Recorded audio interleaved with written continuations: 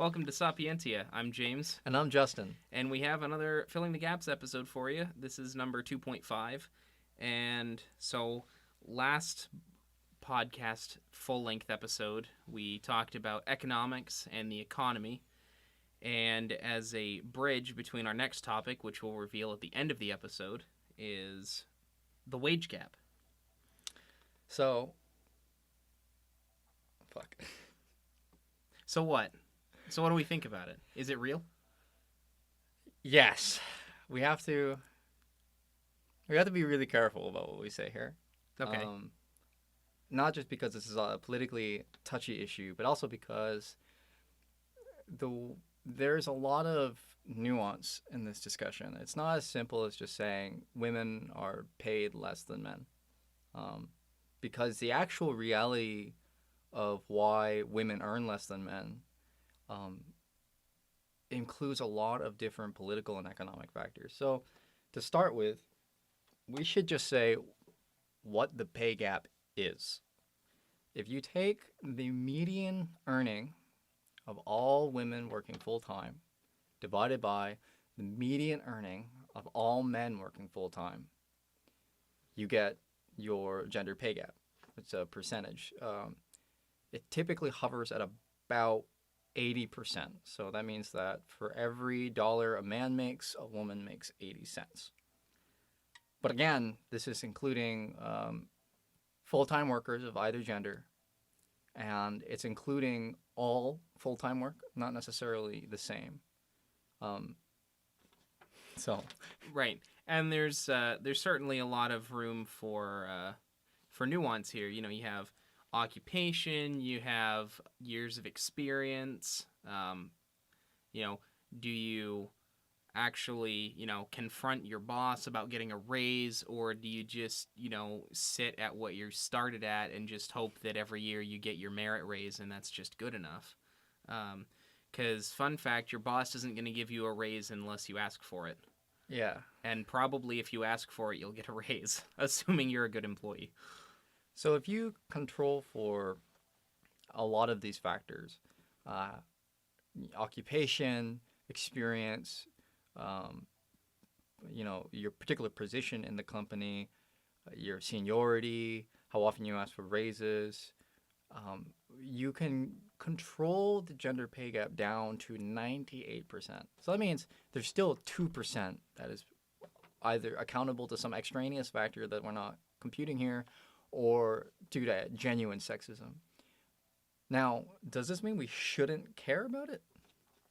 Well, no. I mean, certainly it makes a quantifiable difference, and certainly those quantities have been analyzed, and I don't think it's a matter of legislation. We were talking earlier and, came to the conclusion that, we can't legislate our way to fixing this issue.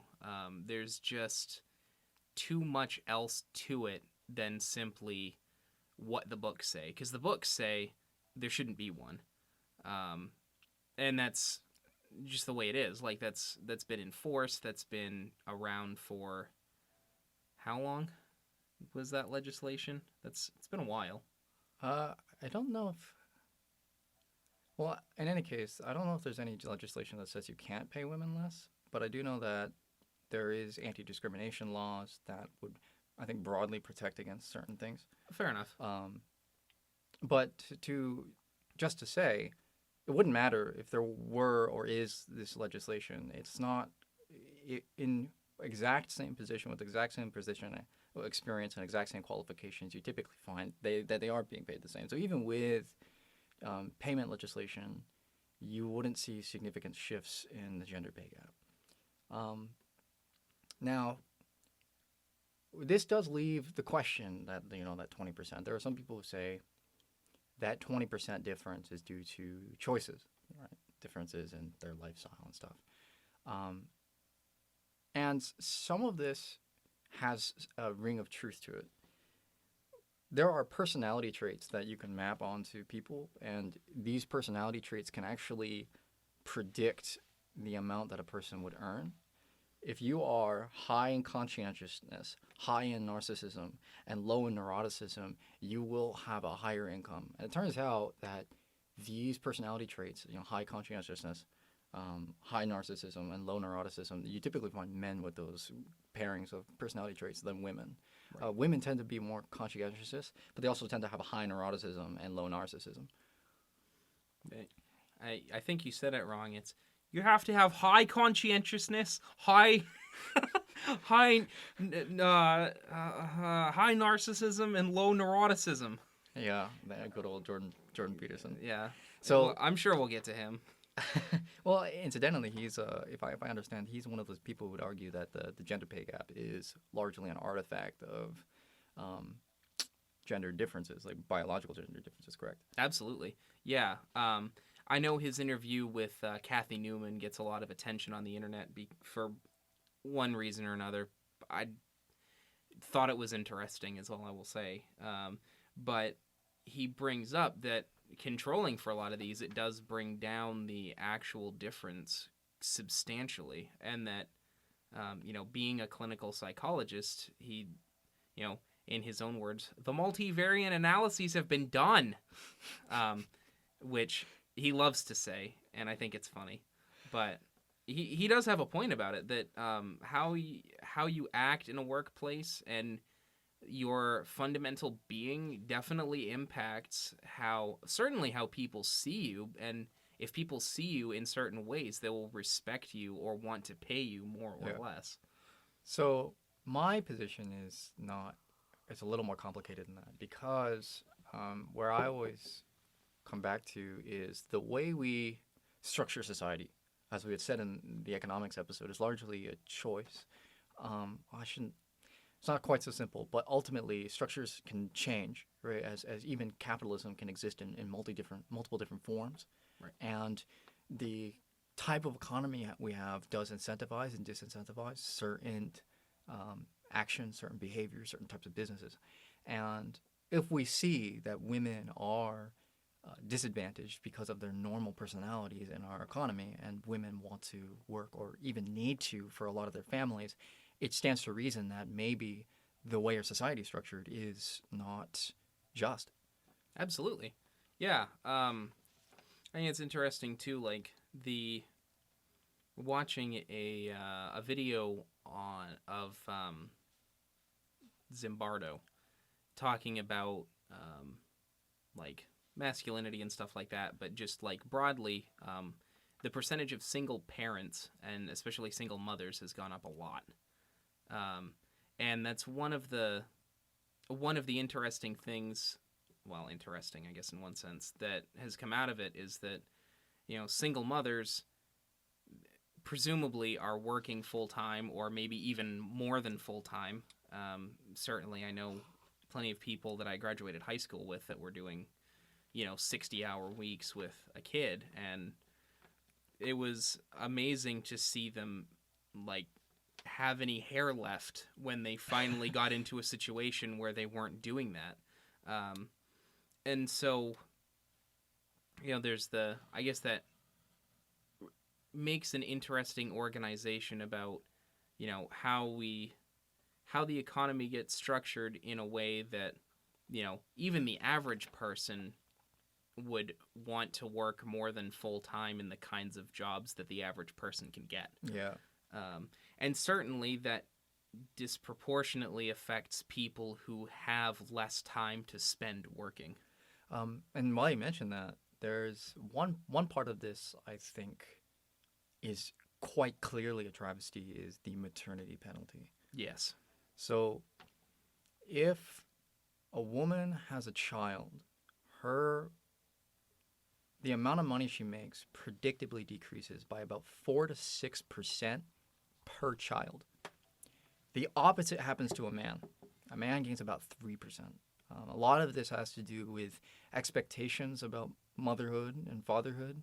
The father is the provider, the mother is the caretaker.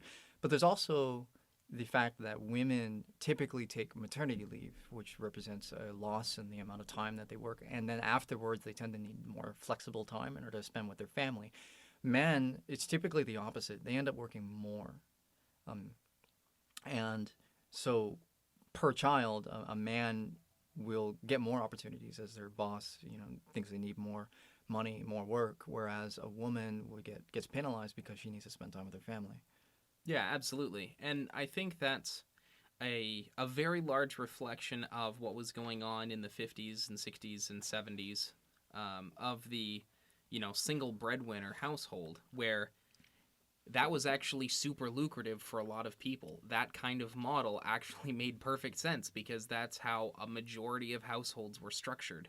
And so, if both parents did work and then had a kid, yeah, okay, well, that's the family setup at the time, in the culture definitely allowed for, oh yeah, mom gets to stay home and dad gets, a raise or extra responsibility or whatever to make more money. And that's just how it is. Like, there wasn't any, I don't think there was nearly as much thought about whether or not that was what people wanted at the Mhm. time than there is now. Yeah, and on top of that, most families, with both parents attentive, they both of the parents work. Right. The vast majority of two-parent households now, both parents are employed. So, and in a lot of ways in this economy, you can't really get by on just one person's salary now if you're going to raise kids, which presents another huge issue. This is why the gender pay gap, in my view, is unjust, even if you can control the way, because it means that there's a whole slew of other factors. There's one last thing with the gender pay gap that I find particularly fascinating. There is some self segregation in occupations that also accounts for this.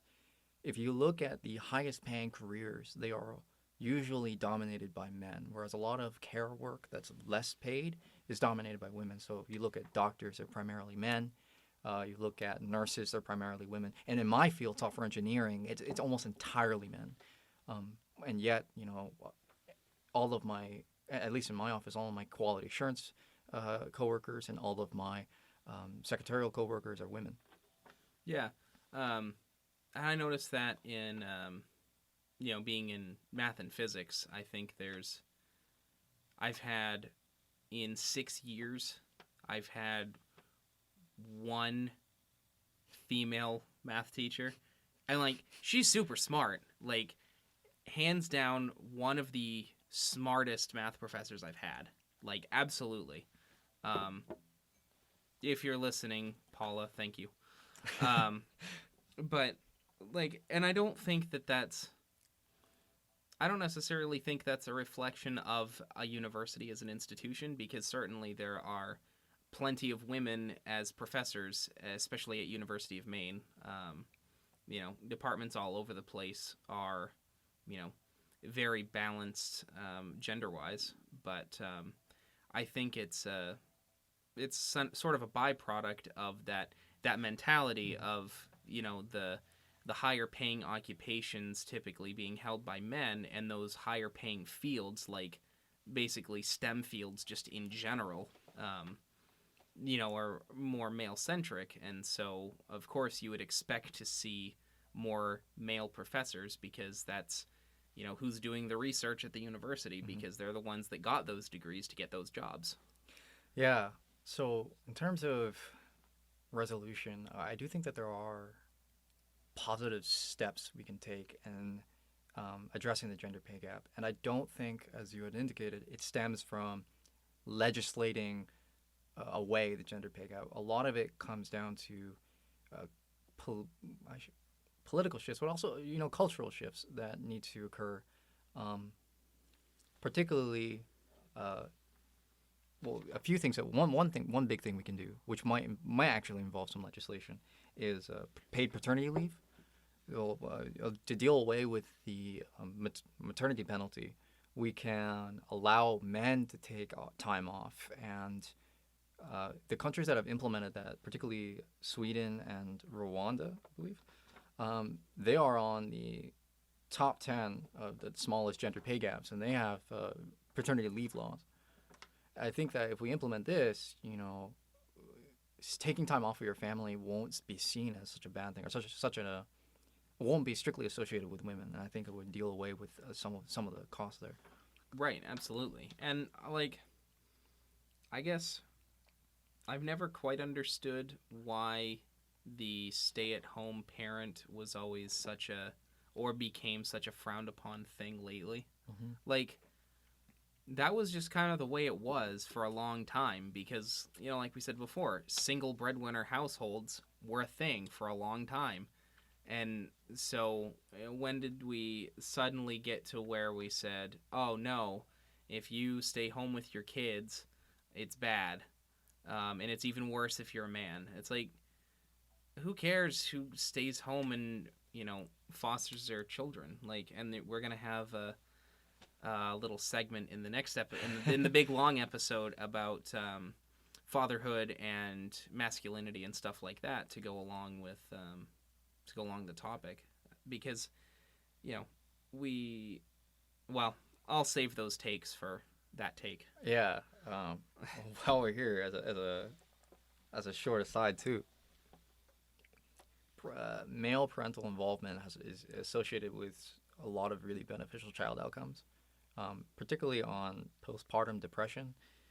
Men who take parental leave greatly reduce the postpartum depression of the mother and also improve the child's emotional stability.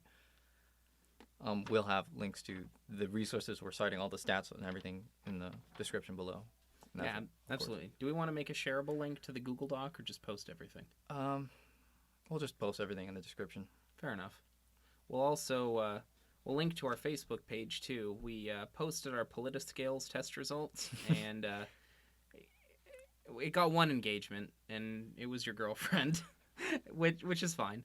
But we're hoping to see if we can have you guys pick out whose scales are whose. I'm sure it won't be hard, though.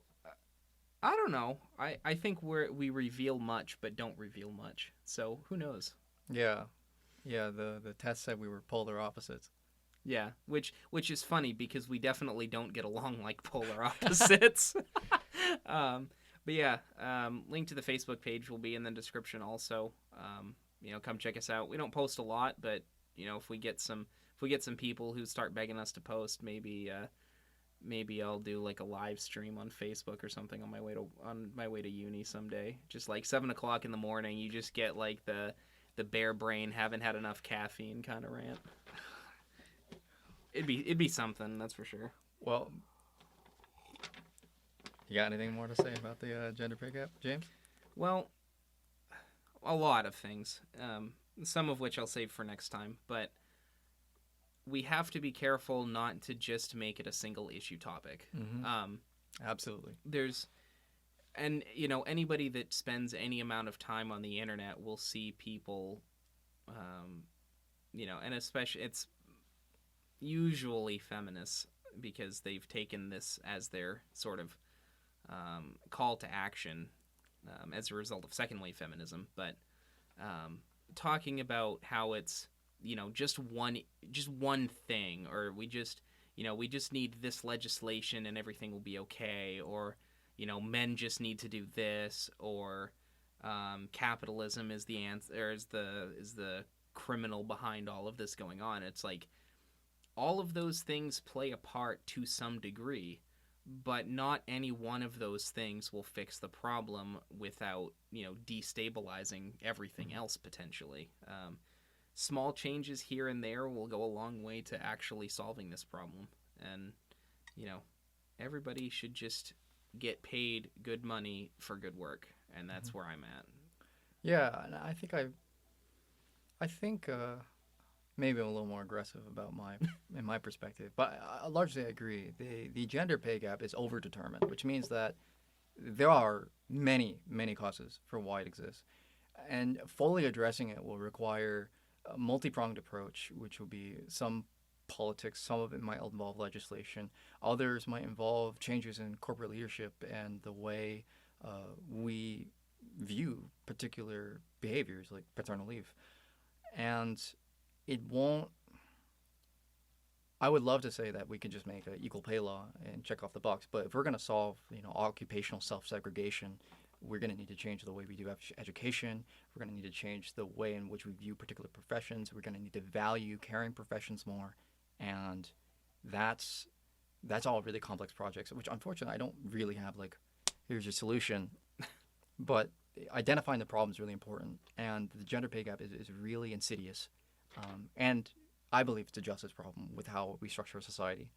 It's just that it's not eminently targetable. It's like almost like a hyper object. Right. Yeah. You try to grab a hold of it, and then it kind of just it morphs into something else. Every layer down you go, there's just some other layer of like, well, it's this. Okay, well, what do we do about that? And then you find out that it's something else, and and it doesn't seem to ever loop back to anything. It just seems to cascade through a lot of things. And I think it's really just because it's the way people think, and it largely just stems from that, as we had said.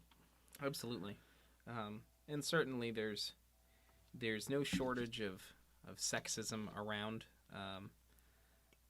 though I think that has become a word that gets used far too often for far too little. At times, I'm not saying that's always the case, but certainly we try to keep our use of language as prudent as possible here at the at Sapientia. Which, speaking of being at Sapientia, we're in a new place right now. We definitely are not in my bedroom anymore. Like the 20-something boys that we are, we're in my parents' basement.